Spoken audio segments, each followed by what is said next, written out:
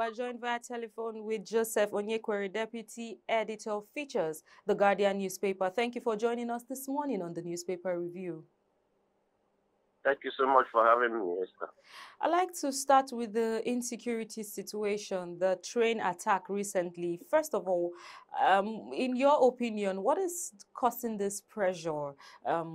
Now that we're having terrorist attacks, what's causing this pressure? There was an attempt on Saturday on the airports, and this just on Monday, a train has been attacked, reportedly attacked. What do you think is causing the pressure at this point in time? Yeah, in my opinion, what's causing the pressure is the issue of government not running in on these criminals. And we all know a law that the laws are made to be obeyed, and when they are obeyed, you have to deter, or when there is punishment, you have to deter the intending offenders. So when criminals know that there are no consequences for their actions, so it encourages them to do more. There are consequences. Like there are consequences. What are the consequences? Now, talking about consequences, are you saying that the measure of consequences, or how much of example has been made in the past? Because I know that we've had cases of people being paraded. You know, we've had people, we've even had our own military agencies attacking bandits, and there have been some cases like that. So I'm just saying, are you talking about consequences not being enough, or examples not enough out there being shown to people? When I'm saying there is no consequences, it's not as if there is not an attempt. What I'm saying is, if, for instance, it's pervasive, almost no part of this country is safe today. I can tell you that. Kidnapping everywhere. And the reason is, maybe you are still very young, perhaps during the military period. Did we get to this level? It's not like that. So if the bandit knows that if he launches an attack, he is not going to escape, he will be hunted down. He will not try it, because one thing in the mind of a criminal is escape, first of all, to succeed. So when I'm saying there are no consequences, I'm not saying there are no attempts to discipline or to punish these people. But what I'm saying is that there is no concrete, there is no strong, there is no serious commitment to make sure that these people pay for their sins. How many of these matters, arrested bandits or Boko Haram members, have been tried in court, convicted, sentenced, and the sentence is executed? So these are the issues. These are the issues. These boys are doing these things recklessly, carelessly. They've taken over territories. They have their own authorities. They obey no law. In this country, nobody is allowed to carry arms. For these guys, so this thing started gradually, they carry arms, just like you tried to point out a few days back, they invaded the airport. So that shows you that no part of this country now is safe, even in government houses. So nobody should even think that, oh, I'm safe. And let me tell you what is even, I think, is causing this.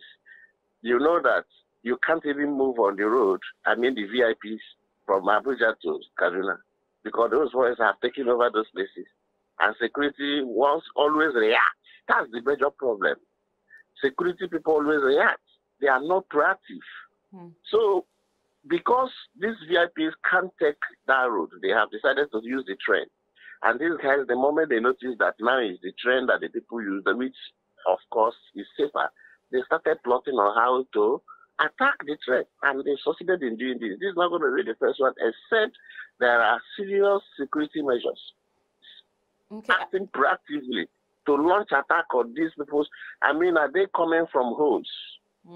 Don't they have camps where they stay? Can't we bought Tokana aircraft some time ago? What's the function of the aircraft? Can we survey? Don't they have a Google map? I mean, I just cannot explain anything. You know, It's beyond me. I'm going to take a point you made that we should not react but be proactive. I'm going to take that, but hold on that, because even the military has come out this morning to say that the invasion, you know, at the airports was handled appropriately. The military has given a statement just this morning. But I'd like to come to Lagos and look at some different kind of incidents now. The fire attack, now the Inferno.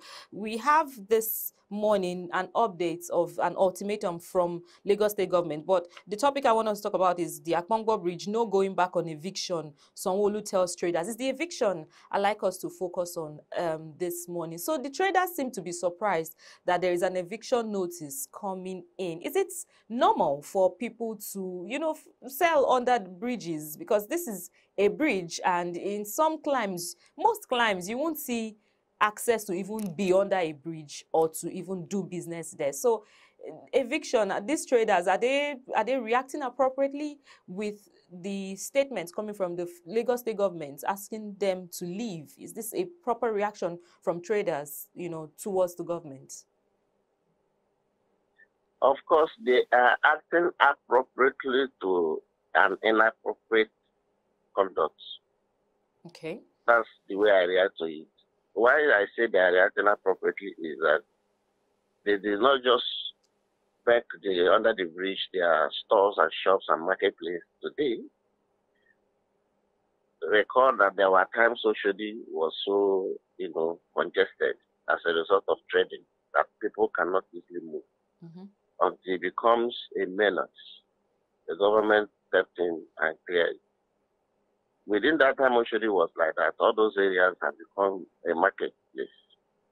So their reaction certainly is that it's natural for every human being to try to, you know, ask for clemency or for mercy when his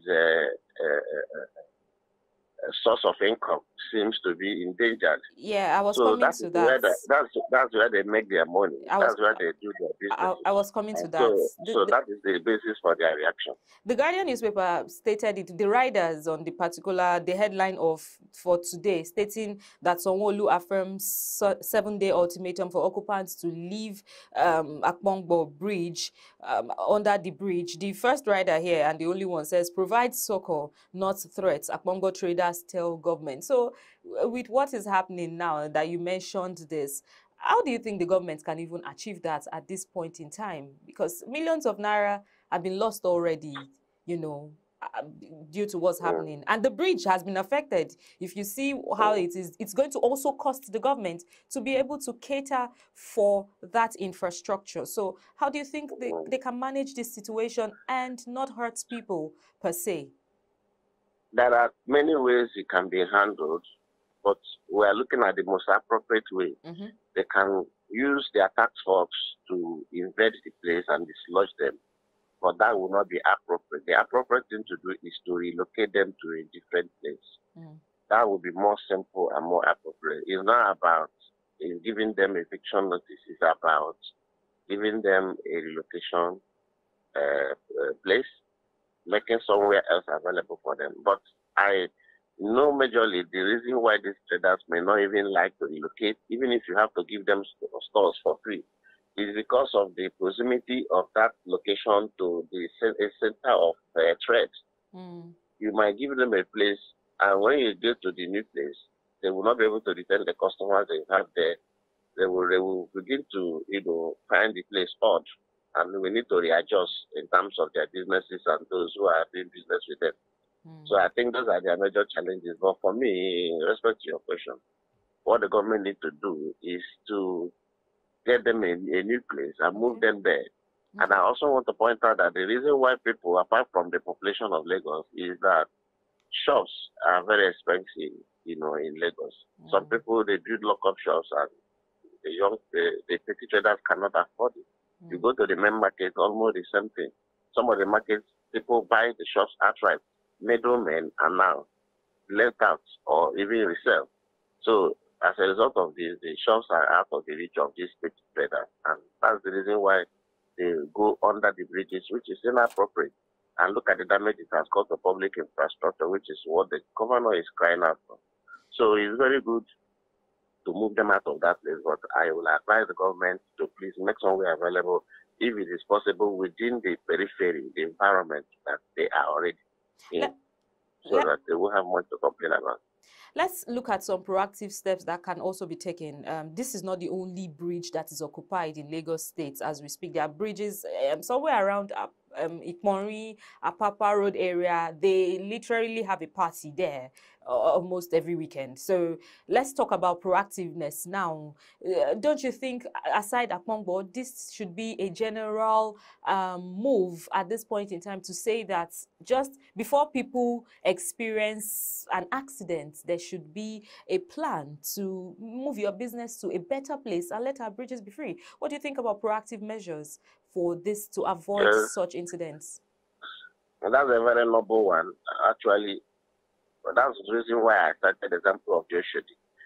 I mean, all these bridges you mentioned and many more others where people do businesses under them are not supposed to be so. So, following from this example now, this is an opportunity for government to, clean up, evict all illegal occupants of which under bridges in Lagos State.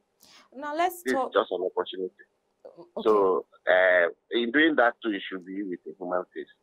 All those people who are there should be moved to other markets nearby, so that they can do their business. But occupying bridges, and we are asking for a mega city. What would be a mega city?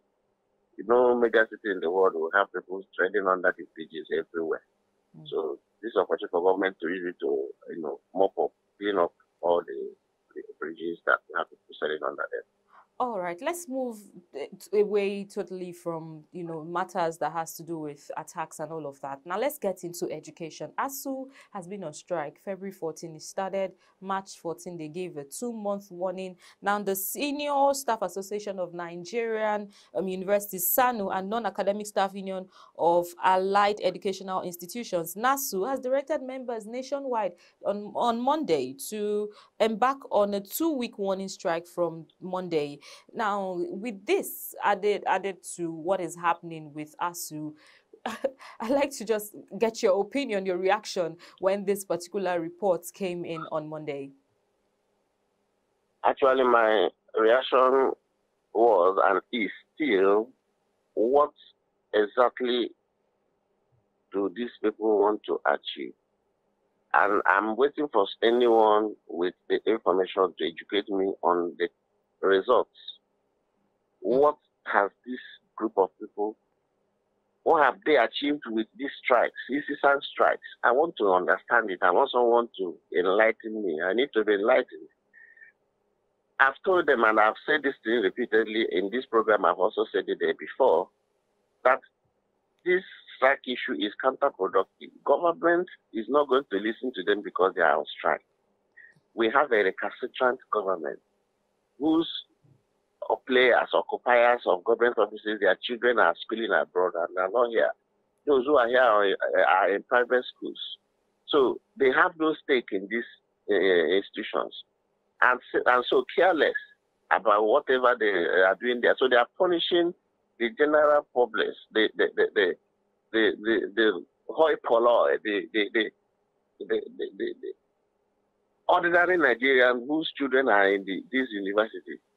Those are the people they are punishing. So at the end of the day, you discover that young people will not be able to graduate on time, and there's no job in Nigeria, and where you have job, they put age bracket to it, and these people will not be able to find a job when they finish. They go into Yahoo, they go into all kind of inappropriate behaviors. So these are the problems we're talking about. I'm not convinced with this kind of strike that NASU is joining with JAC, joining ASUU, and they are all compounding the woes of the ordinary Nigerians. I've said, let them come and consult me and pay me. I will give them an advice on what to do. Okay. I will give them advice on what to do. This is counterproductive. Mr. Oyekwe, are you saying that, the association, the unions now, ASUU, SANU, NASU, I see them as jokers. I really don't want to call them names now, but let's look at the effects of what they're doing. You're saying it's more on the students, the ordinary people, than on the governments that should solve the problems. That's what you're saying? Exactly. Okay, let's So get... if you want to be part of the government, they should know what to do. Thank you, Mr. Onyekwere. Thank you so much. That's one question, you know, a lot of Nigerians will be looking out for, what exactly has changed and what will change in the 2023 elections. Thank you so much for joining us on the newspaper review this morning. Thank you, Esther. Do have a Thank great you day for ahead. having me. Do have a great day ahead. Yeah.